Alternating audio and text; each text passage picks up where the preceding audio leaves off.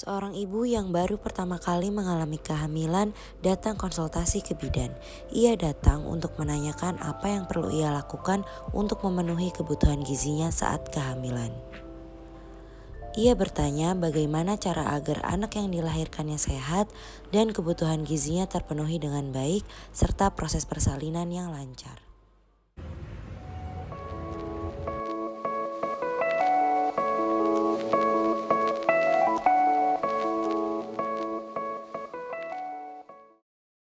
Silakan duduk, ya Ibu.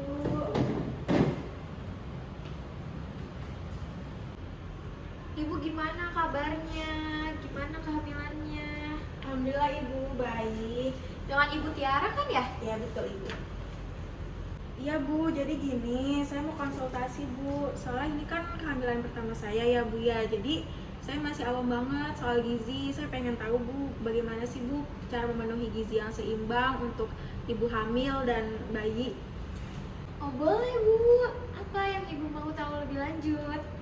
Bu, saya mau tahu tentang pemenuhan gizi ibu hamil dan bayi. Kira-kira makanan apa aja sih Bu yang saya harus konsumsi dan saya hindari? Oh boleh. Sebelumnya Ibu udah tahu, udah pernah dengar belum tentang isi piringku? Belum Bu. Emang apa sih Bu isi piringku? Isi piringku itu ini Bu. Isi piringku ini em, contoh dari gizi seimbang. Jadi tuh di dalam isi piring ibu ini mengandung kandungan yang seimbang. Ada karbohidratnya, vitaminnya, proteinnya, mineral yang baik untuk ibu dan janin ibu. Walah, berarti isi piringku tuh lengkap ya Bu. Semua nutrisi yang ada yang dibutuhkan tubuh itu ada semua di situ. Iya betul banget Bu. Jadi di dalam piring ini isinya tuh udah lengkap nutrisi yang baik untuk ibu dan calon bayi ibu. Oh, terus kalau untuk makanan yang harus dikonsumsi sama dihindari apa aja ya Bu? Baik, berarti nggak ada alergi ya Bu? Nggak ada Ibu. Sebenarnya dalam kehamilan itu yang penting ibu menjaga pola makan dan gizi yang seimbang. Oh, gizi seimbang ya Bu. Gizi seimbang tuh gimana sih Bu? Apa aja? Gizi seimbang itu kayak yang tadi udah saya jelasin Bu, yang isi piringku itu loh, isi piring. Jadi di dalam piring yang ibu makan itu, yang ibu konsumsi itu mengandung protein, karbohidrat, vitamin, serat, mineral yang lengkap di dalam isi piring ibu itu yang ibu makan. Makanya itu bisa disebut sebagai makanan gizi seimbang. Oh, kalau untuk contoh makanannya apa aja ya Bu kira-kira? Kalau boleh saya sarankan, ibu sebaiknya makan makanan yang tinggi akan serat kayak buah-buahan dan sayur segar yang tinggi akan vitamin. Oh gitu ya Bu.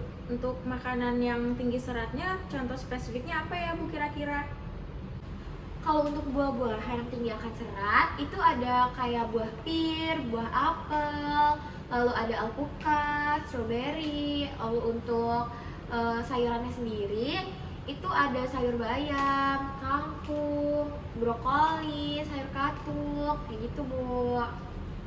Oke Bu, tapi kalau untuk nasi sendiri ada penggantinya nggak sih Bu? Soalnya saya kalau makan nasi suka mual gitu Bu, suka nggak masuk. Kira-kira ada nggak sih Bu makanan pengganti nasi? Oh, ibu suka mual ya kalau makan nasi. Sebenarnya kalau nasi itu banyak Bu makanan alternatifnya. Yang penting yang mengandung karbohidrat seperti nasi. Contohnya itu ada kentang, ubi, singkong. Itu semuanya mengandung karbohidrat. Jadi kalau ibu nggak makan nasi nggak apa-apa. Yang penting ibu makan penggantinya itu tetap mengandung karbohidrat kayak yang tadi saya sebutin contohnya. Oh, berarti nggak apa-apa ya Bu kalau saya nggak makan nasi. Yang penting makanan penggantinya kandungan nutrisinya tetap sama nasi, yaitu karbohidrat gitu ya Bu. Iya, bener banget Bu. Jadi kan kalau ibu makan nasi mulu juga siapa tahu bosen kan. Yang penting tuh kandungan nutrisinya tuh sama. Jadi tuh kalau misalkan ibu nggak mau makan nasi, nasi kan karbohidrat, penggantinya juga tetap harus karbohidrat biar gizinya tetap seimbang. Oh iya iya. Oh iya Bu, kalau untuk makanan-makanan yang harus dihindari apa aja ya Bu kira-kira? Makanan yang dihindari, ibu sebaiknya menghindari makanan-makanan yang mentah atau setengah matang. Lalu hindari juga konsumsi alkohol, rokok, atau makanan-makanan yang mengandung kafein. Oh kalau gitu berarti saya nggak boleh makan sushi ya Bu? Oh, ibu suka sushi ya? Sebenarnya ibu boleh aja makan sushi, tapi untuk sushi mentah ditahan dulu ya bu. Ibu bisa makan makanan sushi yang matang, kan banyak tuh pilihan sushi yang matang juga. Terus hindari juga daging-daging yang mentah. Kalau misalkan makan steak, steaknya harus well done, tetap matang, jangan setengah matang. Oh terus kalau kopi juga nggak boleh Bu? Soalnya saya suka banget Bu sama kopi. Kalau sehari nggak ngopi tuh kayak pusing gitu Bu saya. Oh, ibu suka kopi juga. Sebenarnya kopi itu sebaiknya dihindari bu. Atau ibu kalau emang biasanya minum kopi, ibu kurangin lah sehari-hari. Misalkan kayak diselingin sama minum jus. Pokoknya cari minuman pengganti yang kayak akan nutrisi yang baik untuk tubuh ibu. Jadi, tapi ibu mengurangi kafein atau konsumsi kopinya juga jangan langsung diberhentiin gitu bu. Ibu konsumsi diselingin gitu pelan-pelan aja biar nanti juga terbiasa. Oh terus Bu kalau untuk cara penyajian makanannya gimana ya Bu? Pertama yang harus ibu pastikan itu bahan makanan yang akan ibu konsumsi itu selalu bersih dan segar. Jadi sebelum dimasak itu ibu cuci dulu yang bersih. Lalu untuk penyajiannya, saran saya sih ibu cara masaknya dikukus atau direbus. Hindari yang goreng-goreng dulu karena kalau dikukus sama direbus itu mengurangi resiko hancurnya atau berkurangnya nutrisi yang ada pada makanan yang akan ibu konsumsi. Oh gitu, terus ada nggak sih Bu makanannya khusus buat ibu hamil gitu? Ibu bisa mengkonsumsi suplemen dan asam folat untuk mencegah cacat tabung saraf pada janin dan anemia pada ibu. Oh oke Bu. Oh iya Bu, saya mau nanya lagi nih Bu. Kira-kira ada nggak sih Bu tips biar badan saya ini tetap segini-segini aja gitu Bu, nggak naik drastis pas masa hamil, tapi kayak kebutuhan saya sama bayi saya tetap terjaga gizinya. Baik, ibu sebaiknya berfokus pada pola makan dan pemenuhan gizi yang seimbang. Hindari makanan-makanan yang banyak mengandung lemak jenuh atau lemak jahat ya bu. Jadi ibu menghindari makan makanan yang goreng-gorengan dulu. Jangan makan makanan yang goreng-gorengan dulu tuh bu, soalnya kan bisa bikin gemuk. Lalu ibu juga hindari makanan yang manis-manis banget. Kalau masih pengen yang manis-manis, coba manis-manisnya diganti pakai pemanis yang alami aja, kayak yang pakai madu atau pakai maple syrup. Terus pola makannya juga, ibu kalau bisa makannya itu dikit-dikit aja, tapi sering gitu, biar nggak kerasa lapar. Terus kalau bisa juga nih ya bu, saya kasih saran, ibu banyakin gerak aja gitu, biar apa ya? Biar ada olahraganya sedikit gitu bu. Cobain olahraga ringan kayak jalan santai di pagi hari, atau kalau ibu suka yoga juga bagus tuh yoga bu buat kelancaran persalinan. Sama ibu perbanyak konsumsi air putih ya bu, soalnya tuh kita kadang suka ketipu bu, sebenarnya tubuh kita tuh haus tapi nggak kerasa. Jadi tuh ibu harus jaga hidrasi, banyak minum air putih ya bu, jangan lupa.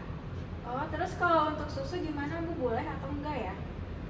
Susu boleh, tapi kalau ibu pengen menjaga berat badan, coba minum susu yang rendah kalori, atau ibu minumnya susu yang kayak akan asam folat aja, karena itu kan baik untuk ibu dan janin. Oh gitu Bu, oke. Makasih banyak ya Bu atas informasinya. Saya merasa lebih banyak masukan setelah konsultasi dari Ibu. Sama-sama ibu. Ibu kalau ada yang pengen ditanyain lagi, datang lagi aja ke sini ya bu. Ya ini bukunya ya bu. Ya Ibu, terima kasih banyak ya Bu sekali lagi. Ntar kalau saya perlu bantuan lagi, saya datang lagi ya Bu untuk konsultasi. Boleh banget bu. Hati-hati di jalan ya bu. Ya Ibu, makasih ya Bu.